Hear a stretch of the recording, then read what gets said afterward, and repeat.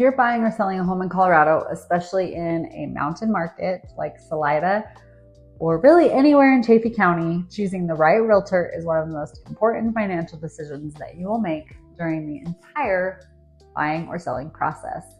And I want to be really clear about something here right up front. This is not a popularity contest. I'm not trying to be like an influencer or reach thousands of people with my YouTube channel. I just want to reach you that needs me. You shouldn't be choosing an agent based purely on personality or who has the most popular Instagram or who seems to be the most fun. This is a financial decision. You are hiring someone to negotiate on your behalf, protect your equity, and manage risk around one of your largest financial assets.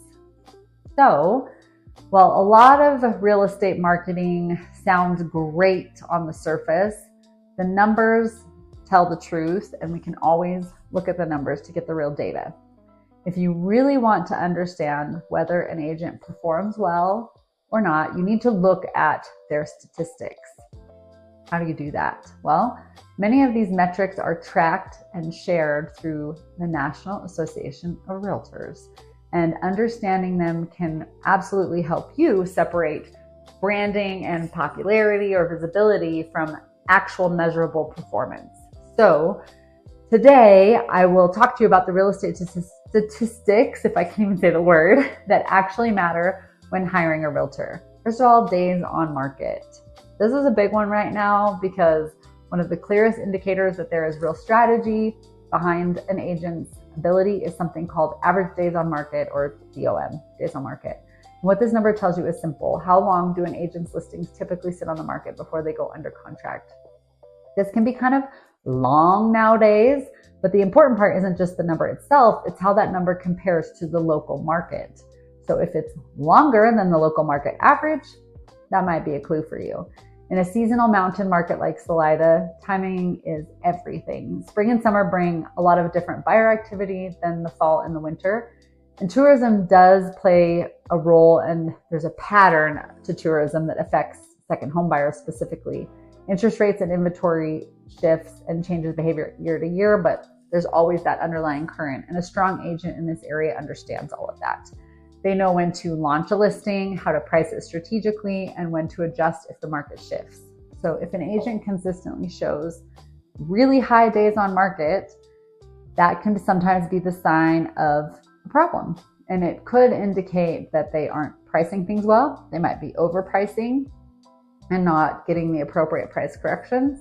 It could mean weak marketing exposure or poor positioning in the market overall, poor communication with other agents. The thing about real estate is that once a listing sits too long, it starts to gradually lose some of its leverage. And buyers start thinking, well, what's wrong with that one? Or they don't even see it because it's lost in the algorithm. And then the price reductions begin. Momentum slows down, and the strong performance usually shows up pretty clearly in this days on market statistic because the strategy behind the listing is solid from the start. Now, another thing that matters is negotiation experience and volume of deals, like how much business do they do? So if people often underestimate that negotiation experience and the volume of deals that somebody does is really important. You don't just like sell one or two houses and get that experience. A huge amount of work happens when the offer is actually in place, you have something under contract, and you're navigating inspection negotiations. Closing dates can even become a negotiation. Appraisal gaps, seller concessions, repair requests, financing contingencies, title issues, challenges with rural properties like well and septic. And here in Colorado, especially in Chaffee County, we deal with some other additional layers that can complicate things like zoning and what's all of those changes that are happening all the time with planning and zoning, wildfire insurance challenges, HOA regulations for different areas, short-term rental restrictions, water rights, land use codes that are changing. These are not simple, straightforward transactions most of the time. The more deals an agent actively negotiates every year, the sharper their instincts become, the better relationships they have with other local agents, and they're able to recognize patterns and ways of doing things. They know when something is normal and when something is a red flag on a property too. And one statistic that helps measure this is transaction size per year, or volume. So this tells you how many buy or sell sides that an agent closes annually. And you may want to look at this if you're thinking about buying or selling and see what they do more of, because it really does matter. An agent closing a steady number of transactions every year is actively in the market, right? They're working in there all the time. They're seeing how buyers behave, and that can help influence how they coach sellers. They're seeing how sellers negotiate, and that can help them influence how they coach buyers. They're watching contract trends evolve in real time, and someone only closing, maybe like 5 or 6 deals a year may just simply not have the same level of exposure to all of these nuances and market shifts. Okay, here's another thing to pay attention to. List to sale price ratio. Another key statistic, especially for sellers, is list to sale price ratio. So this number shows how close the homes are selling compared to their original list price. Are they really far apart? If an agent consistently prices homes accurately and negotiates well, then this ratio tends to stay really strong, and it means that that agent is hitting the market at the right price and negotiating effectively once the offers do start to come in. But if you see a big gap and a pattern of large price reductions or large reduction once under contract, that can be a different story. And it can mean that the home was overpriced from the beginning. That's one option. And it could also mean that they didn't negotiate very well, or there was something majorly wrong with the home and they had to give a bunch of money to the buyer.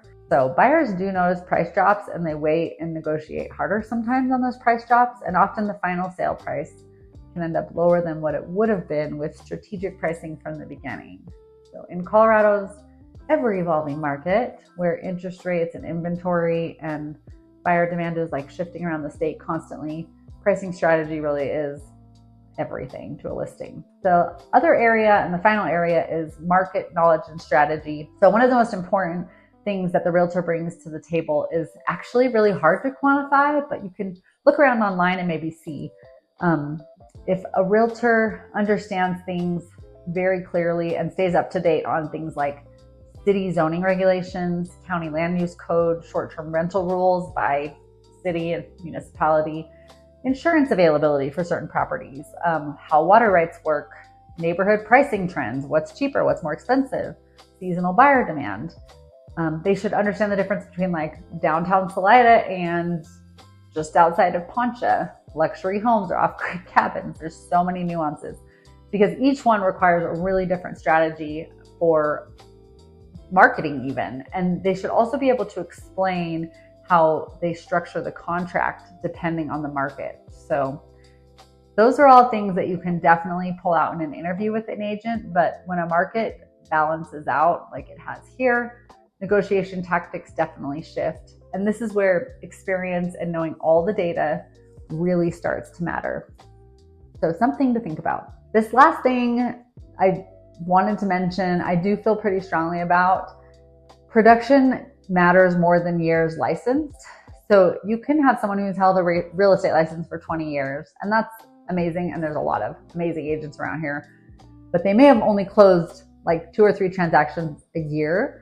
Meanwhile, another agent might have fewer years in the business, say 5 to 10, me, but they've been actively closing deals every month for their entire career. And what actually protects you is not the number of years that someone has had their license, but how often are they actively using their license and performing real estate duties, negotiating, solving problems, managing contracts and understanding contract changes every year, seeing how the market is evolving in real time. Real estate really is a skill that improves with a lot of repetition and experience, and consistent production builds that skill. You should ask your realtor if you're buying or selling a home and interviewing agents any of these statistics, and they absolutely should guide your decision. Ask for their numbers. Ask questions like, how many transactions did you close last year? How many people do you have under contract right now? And how many buyers do you work with at a time? Maybe you don't want to work with someone that takes on a whole lot of buyers. That's not a problem lately because there's a lack of buyers. But what does your list to sale price ratio look like? How many homes do you sell in this specific market? And what strategy do you use when you price homes? What kind of data are you willing to give us so you can help us make the best decision? A good agent should be really comfortable answering any and all of those questions. In smaller communities like Salida and all across Chaffee County, reputation travels very quickly and results travel even faster. So the right real estate agent should be confident walking you through their numbers, because that reflects how they actually operate. And choosing the right agent is not about the flashiest marketing. Again, not a popularity contest. It's about, the numbers. What do they do? It's not about who posts the most on social media or who has the best videographer or photographer. Photography doesn't matter, but who can demonstrate their measurable performance, who understands the market, who negotiates effectively, who knows the rules, and who can protect your investment with strategy, skill, and local expertise. So if you're buying or selling in Salida or really anywhere in Chaffee County and you want help navigating either of those processes, buying or selling, please feel free to reach out and I'm happy to share my numbers with you. If you enjoy learning about the real numbers behind real estate, make sure to like and subscribe, and I will see you on our next video.